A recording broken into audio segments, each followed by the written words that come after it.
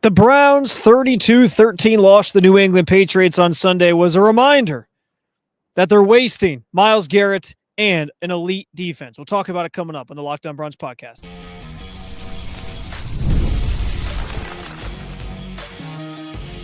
You are Locked On Browns, your daily Cleveland Browns podcast. Part of the Locked On Podcast Network, your team every day. What's up, Dog Pound? I'm Spencer German, your host of the Locked On Browns podcast, and proudly covering your Cleveland Browns each and every single day in the land and on the road. Myles Garrett puts together a historic performance, a career day, but it's not enough for the Cleveland Browns. Why the Browns are wasting him at the prime of his career and this great defense that they have. Meanwhile, Dillon Gabriel struggled today, and what I said was the first real test of how good of a quarterback he could potentially be. And as much as the same problems persist for this team, there's no magic elixir even as they head into the bye week that's going to fix everything. We'll talk about all that and more coming up on this post-game reaction episode of the Locked On Browns podcast. First, though, I do want to thank you for being every day with the Locked On Browns podcast, making us your first listen every single day. And remember, you can find Cleveland Browns content with Locked On Browns every week, Monday through Friday, guaranteed. And today's episode is brought to you by Gametime. Download the Gametime app, create an account, use code LOCKEDONNFL for $20 off your first purchase. There's no beating around the bush with this one, guys. 32-13. The Browns fall to the Patriots right here at Gillette Stadium behind me. And it was today was one of those days where you're sitting there and you're watching Myles Garrett do what he did. The guy had 5 sacks in this football game. 5. It's a franchise record. It's a career record. And with the first one he got, which was on the Patriots' very first drive of the game, they got the ball first. He passed Reggie White on the list for most sacks under the age of 30 before he turned 30. And then he exceeded it. He blew past him by adding 4 more throughout the rest of the game. It was a brilliant performance. And I'm sitting there in the press box, and I'm sure you were sitting there at home watching this game unfold. And it was just one of those games where it's like, it's this reminder of how amazing of a player we get to witness play football on this field, on other fields every single week. And that it goes to waste every single week. Most weeks. It didn't go to waste last week, but most weeks it goes to waste because this Browns team is just not a very good football team.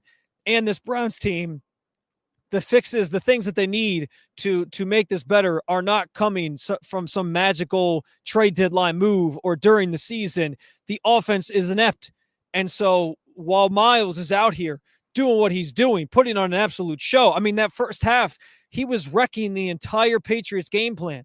At one point, he almost forced a strip sack that maybe would have flipped this game and going in a different direction potentially, but the Patriots recovered it. Somehow, with all the brilliance that Myles had, he had 3 sacks in the first half. The Patriots were 2 of 11 on third down conversions. Like, they were 0-2 in the red zone. Somehow the Browns were still down at halftime, 9-7, because they couldn't move the football and they couldn't do anything with on the offensive end of things. And while you felt like they were still very much in the game at that point, second half, Patriots started figuring some things out. They started running the football away from Myles, and Drake May got a little bit more comfortable, even though he still was sacked 2 more times by Myles, and put together a brilliant performance in his own right to help the Patriots win this football game, running away from Cleveland. And so, listen, as much as the 32 points is going to look like a blemish, this defense did what it always does. I hit record on these shows, and every week, for the most part, it feels like we're having generally the same conversations. It's the defense, brilliant yet again. Look how good they were. They were amazing. And offense, can't move the football, can't cross the 50. They crossed the 50 just 2 times in the first half. And then after that, they didn't cross the 50 again until the fourth quarter. And actually, I might have that wrong. I want to double check this here because it might have been 2 times until the fourth quarter in total. So I'm going to pull this up here in just a second, but you get the idea here. This Browns offense continues to waste what is an absolutely brilliant defense and an absolutely brilliant player in Myles Garrett. And it's frustrating and it's disappointing. And yeah, it was 2 times in the first half, once in the first quarter, once in the second quarter, that the Browns offense crossed midfield, and then they didn't do it again until the fourth quarter. That was it. I mean, I don't know how many other ways to say this. Like, I was blown away watching Myles play today. He was eating Will Campbell's lunch. He was amazing. He was the Hall of Fame player that the Browns paid him this offseason to be when they guaranteed him $40 million a year.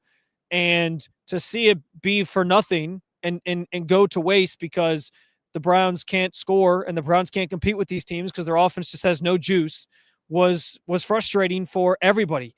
Fans at home, Myles Garrett especially. I'm going to play you some of what he had to say here in just a second after the game. But it's understandable when you hear this clip why he's so frustrated and why there was a video of him at the end of that game in the final couple minutes on the sideline slamming his helmet on the ground in frustration. The guy puts his body on the line and is one of the best players in NFL history, already a bona fide Hall of Famer, and he gets no support from the offensive end right now, and it's just the story of the 2025 Cleveland Browns. I understand 100% why he's frustrated, and just in general, like it resonates from him, but I think throughout this fan base as well. Like, this could have been a day we sat there and said, like, man, remember where I mean, you still might feel that way. We still might always look back and say, remember where you were when Myles Garrett had 5 sacks instead of franchise record. But to have it be soured by a loss is frustrating. And you see, and it's so, it's mind blowing. But it's the state of this team right now. The defense, once again, kept them in as long as they could. Offense, we'll get to them in a second because Dylan Gabriel had a pretty rough day. 2 turnovers, his first 2 picks of his career. We'll get to that. Couldn't hold up their end of the bargain. Here's what Myles had to say post-game about his performance, but also just about the idea that the Browns are now 2-6 and feels like his prime years of his career are sort of being wasted here on a team that just has no life, is lifeless rather, on offense. I want to win.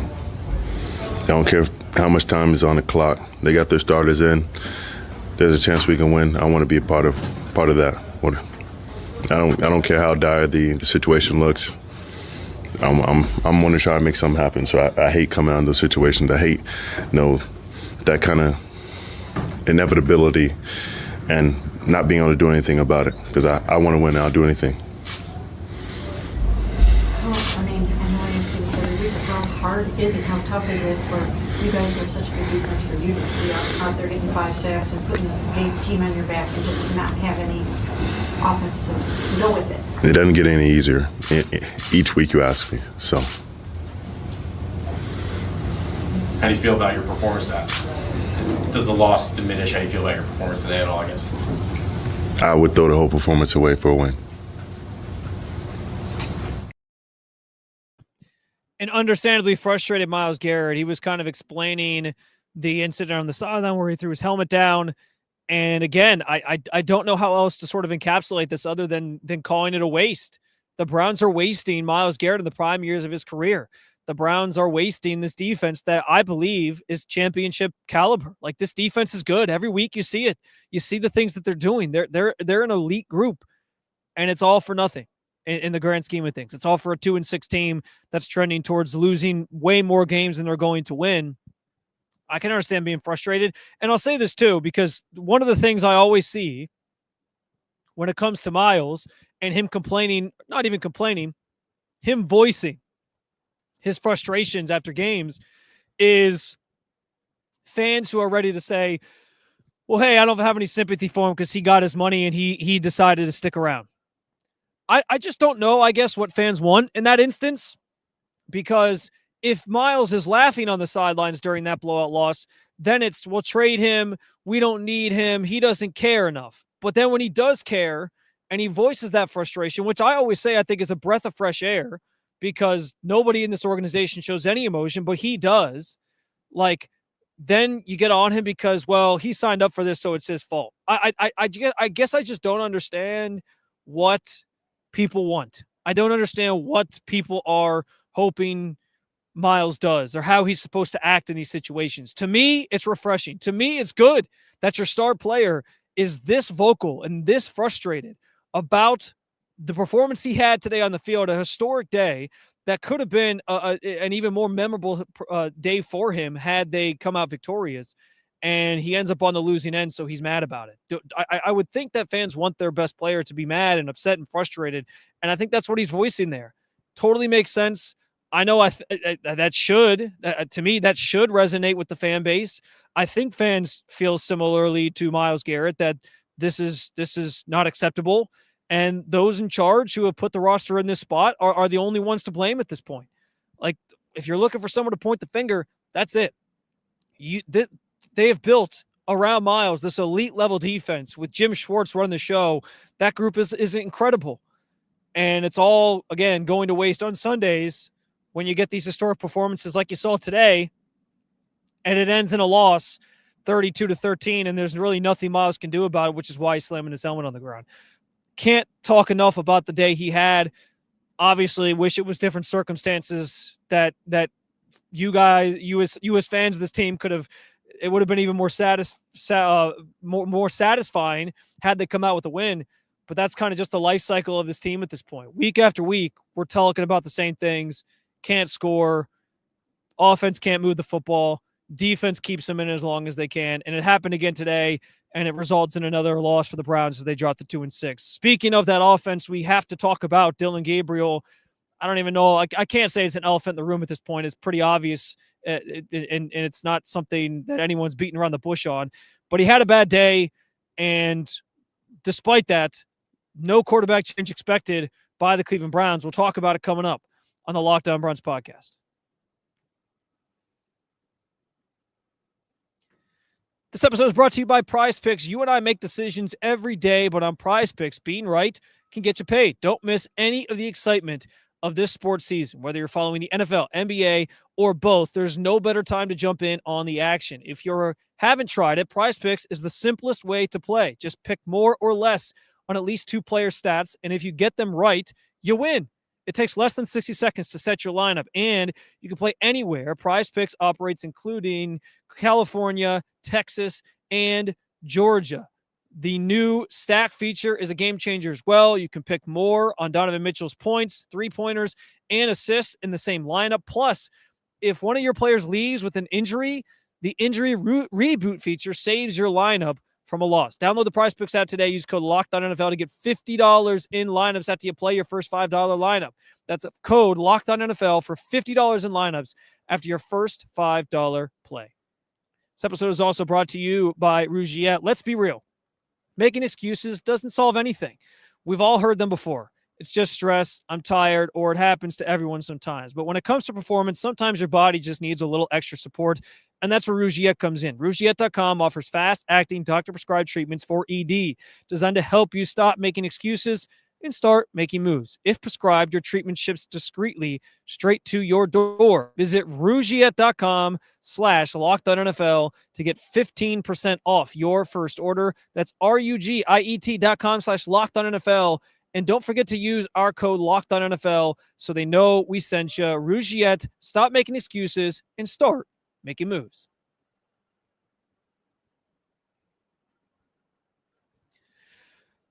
All right, so we got to have that conversation. Yes, the one revolving around the quarterback position. Not a good day overall for Dillon Gabriel, who finishes this one 21 of 35, a 60 completion percentage, which is pretty good, all things considered, but 156 yards in the air. He was sacked just once, 2 touchdowns, but also 2 interceptions. He got off to a really good start. First possession of the game, the classic Kevin Stefanski scripted drive was awesome. It was brilliant, frankly. They marched down the field in 6 plays, covering 70 yards, capped it off with a really nice sort of scissor concept on the passing routes where Harold Fannin was in the backfield and did sort of like an out corner type route to the sideline. Gabriel, under a little bit of pressure, threw it to him perfectly. He caught it, takes it into the end zone, and the Browns jumped out to a 7-0 lead here early. And you felt pretty good about things, and that maybe on the day that I sort of said was going to be the first real opportunity for Dillon Gabriel to show us what he can do. No weather was a factor. There's no jet lag from a trip to London. You're not going against a great pass rush like the Steelers have. It was nominal circumstances that you would want for a young quarterback. And it got off to a good start, and it all kind of went downhill from there. They punted, they missed a field goal, they punted, interception, turn it over on downs, touchdown, safety, downs. It was just a rough performance from that point forward. And Gabriel, obviously, there's no beating around the bush. He wasn't very good today. The 2 interceptions, I want to talk about those. The first one, which came with about 7:30 left in the third quarter, it looked like Robert Spillane, talented linebacker for the Patriots, obviously, showed a simulated blitz, dropped back. Gabriel clearly didn't see him, tried to throw the ball to Njoku sort of on a crossing route over the middle, and he also threw it behind him, which doesn't help. So Spillane had an easy interception, takes it down to the 6. Patriots score a couple plays later and add to their lead. The next interception came on the very next drive, and I think the second one sort of felt like the Browns at this point we know. Actually, let me say this. Opponent's strategy against this Browns offense right now is the most simplest thing ever. It is quite literally stack the box, stop the run, and make Dylan Gabriel try to beat you. Make these receivers try to beat you. That's what it is. It's clear. It's easy. The Patriots had 8 in the box so many times in this game today because they don't feel like the Browns receivers are a threat whatsoever. And they don't feel like the quarterback is equipped to make the throws that need to be made to get the ball downfield. It's been one of the biggest complaints about this offense so far this season that they're not able to push the ball down the field.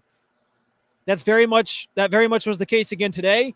And I think on that second interception, you saw Gabriel understanding, hey, we got to force the ball down the field. I got to try to make something happen. And so he threw it up into double coverage to Isaiah Bond, and it was intercepted. Actually, a really nice play on the interception as well, one-handed interception.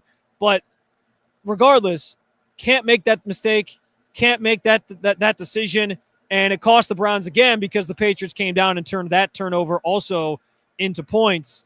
And at that point, the game was pretty much out of reach. I mean, listen. Well, and then, here's the other thing. Juxtaposed to that interception, you had Drake May march his team down the field and deliver just this perfect pass down the sideline. Actually, the sideline that I'm standing to my right to Kayshon Boutte, catches it in the end zone, breadbasket throw. I mean, it was one of the most beautiful throws you'll ever see in your life.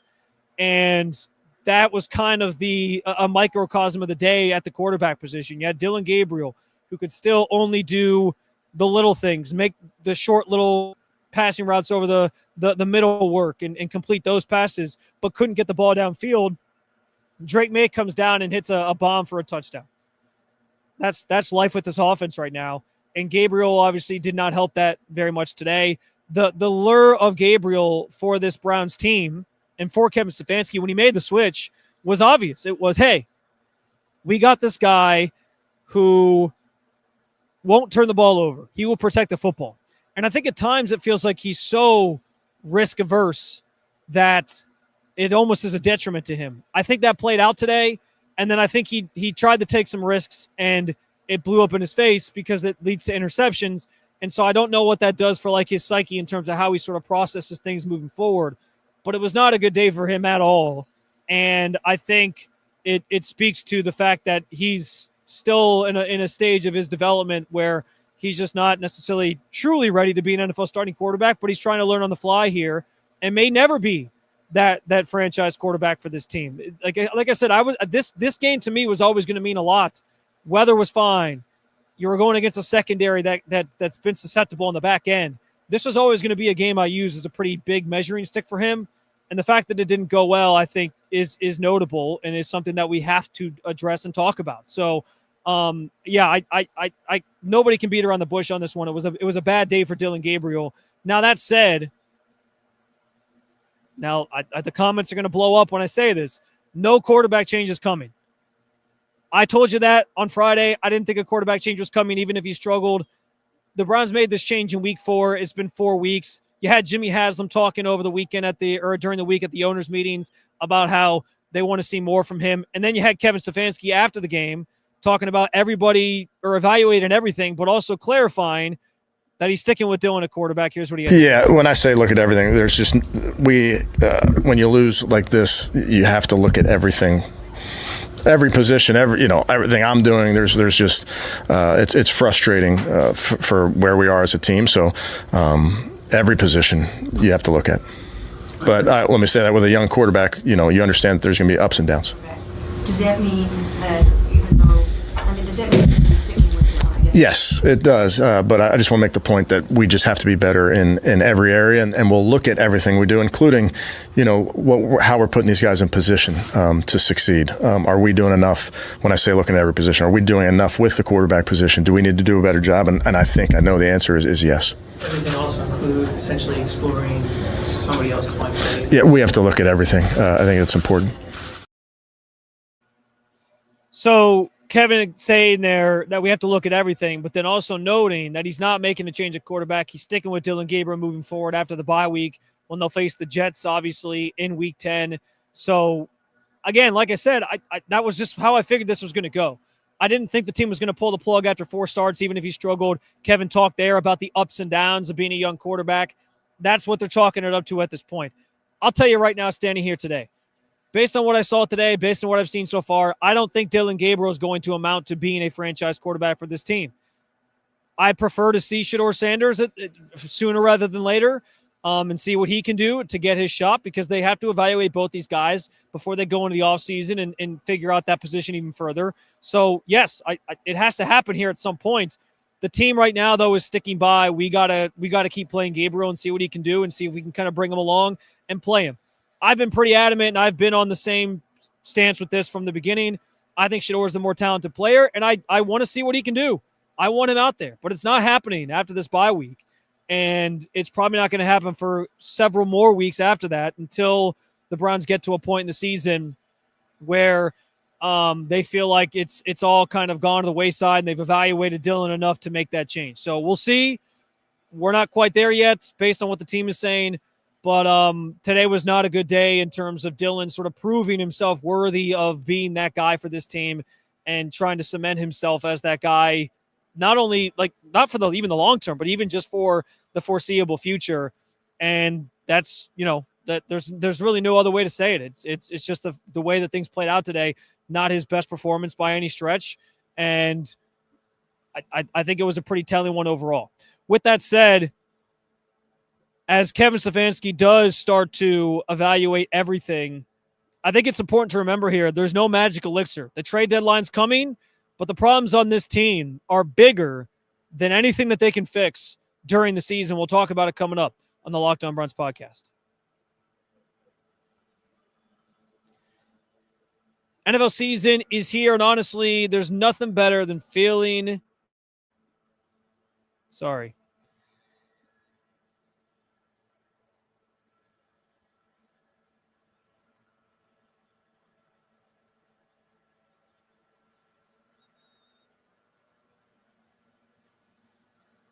The NFL season is here, and there's nothing better than being in the stadium surrounded by fans cheering on your team. But let's be honest, getting tickets can be a hassle between queues, login screens, and prices jumping at checkout. It's a very frustrating experience. That's why I use Gametime, the app that gives the advantage back to the fans. Gametime became my go-to app for buying tickets. Just last year, I was buying tickets for my wife and I to go see Ohio State, Michigan. You'll always get 100% authentic tickets delivered on time and at the best prices, plus all fees are included, so the price you see is the price you pay. It's fast and easy and backed by the Gametime guarantee. I put up Gametime, and in a couple taps, I saw amazing deals. You can too. I'm talking about tickets to your favorite NFL games for as low as $100. Download the Gametime app, create an account, and use code LOCKEDONNFL for $20 off your first purchase. Terms apply again. That's promo code LOCKEDONNFL for $20 off. Swipe, tap, ticket. Download Gametime today. This episode is also brought to you by FanDuel. The NBA is back, and there's no better place to get in on the action than FanDuel, the official sports betting partner of the NBA. Even if you missed the start of a game or you want to ride the hot hand, FanDuel has live bets on everything from who will score next to fourth quarter comebacks. Plus, you can even combine live bets into a same game parlay for a shot at a bigger payout. And that's what makes FanDuel so great for users. They have betting options for however you like to play, whether it's parlays, whether it's just betting on one or whether it's betting on just one player eclipsing a certain total for that game, or if you want to just bet money lines live in real time, it's all available to you. It keeps every game more exciting, especially when your team is making a late push. Right now, FanDuel is giving new customers $300 in bonus bets when your first $5 bet wins. So head to FanDuel.com to sign up and play your game with FanDuel, the official sports betting partner of the NBA.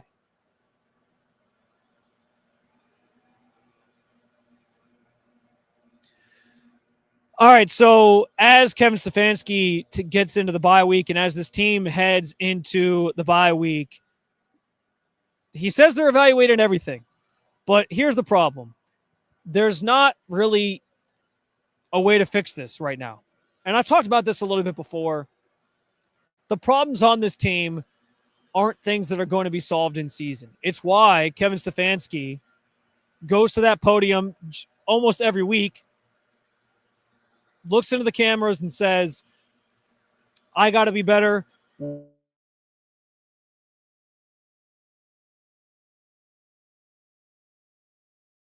That the solution is simply, I got to be better, we got to be better. It's a telling thing because it essentially insinuates that he doesn't have the answers. The only thing he has is, hey, we got to try to go to practice, correct some of these things, and come back next week and try to play better football. That's basically what he's telling you when he says that.